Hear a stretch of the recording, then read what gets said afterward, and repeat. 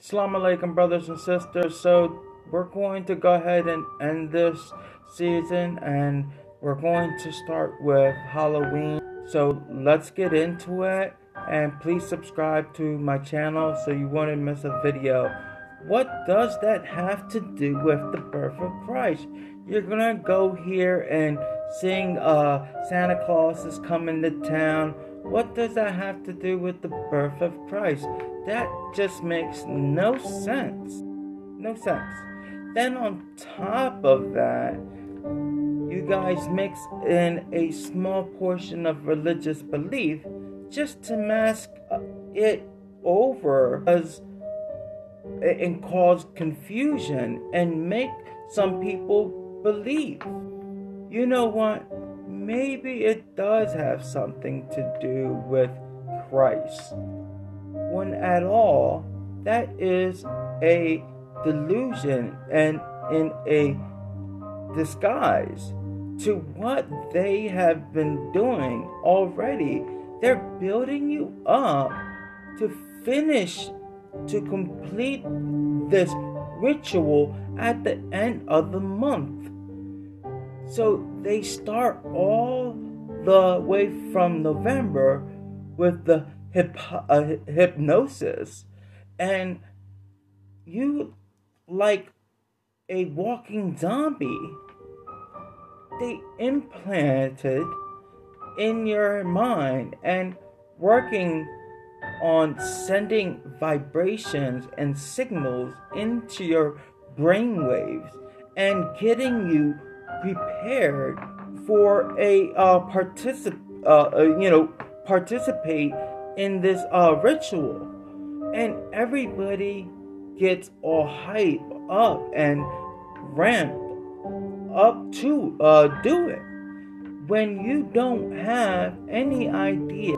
You are completing a satanic ritual on a very high level.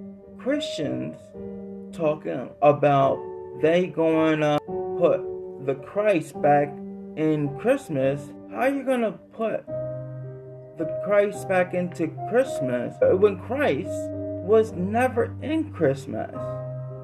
That makes no sense. That's another delusion. Have people thinking that they're going to doing something and try to have people rationalize their mind for the reason that they about to do this ritual. Well, maybe I can just say it's the worship of Christ, but no, it's not. The worship of Christ, it has nothing to do with Christ, and it's self-evident. When you look on a TV, you're going to see Santa Claus, going to see Rudolph the Red-Nosed Reindeer, you're going to see a snowman. What does any of that have to do with Christ? Like it was mentioned before, Constantine mixed paganism and with Christianity. Eventually, paganism overtook the whole doctrine of Christianity. It flooded the Christian doctrine. So there were no more remains of the actual origin of the Christian doctrine. That's essentially what happened. And now you're left doing satanic worship. That's how clever Satan is. He done slithered his way all the way into Christianity. Nobody would ever take the time and say, you know what? Let me find him here. When Satan got his home base and headquarters right in Christianity, he got everybody deceived. You know what? Let us look at Revelation 12 verse 9. And the great dragon was cast out, that old serpent called the devil and Satan, which deceiveth the whole world. When he operating right there in Christianity, no holds barred, he got you celebrating Christmas, Thanksgiving, Easter, Valentine's, Babylonian custom, satanic rituals on a high demonic level. Now, and with that said, most people are still going to go and participate in that ritual with everything being said, and they are going to try to rationalize it in their own mind, and make an excuse and try to say, I'm doing it because of my family. Okay? No, you're not doing it. You're doing it is because they've been tampering with the brainwaves, and they make it to where you think that you have to do this ceremony, or people don't look at you crazy. They start softening you up with Christmas carols. Everybody starts acting funny around the Christmas time. And all of the sudden, everybody is in this giving mood and nice and wants to be, kissed or hugged. Why is this? Because they are socially and they're psychologically programming you to act that way, and they prepare you slowly to get ready to partake in this ritual that you will do at the end of the month, December 25th, faithfully. You're going to sit down with your whole entire family and open presents, and you're going to be doing it in the name of Satan disguised as Christmas, or the worship and the birth of Christ, when it has nothing to do with that at all. Everybody's getting all nice and friendly for the holiday season. What about the rest of the month? Because Christmas is on a high demonic level, and the elite know that they got you partaking in it.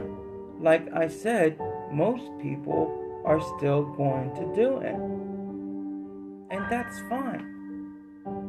Listen, if you want to go and celebrate Christmas and worship Satan directly on a high level, I have no problem with that.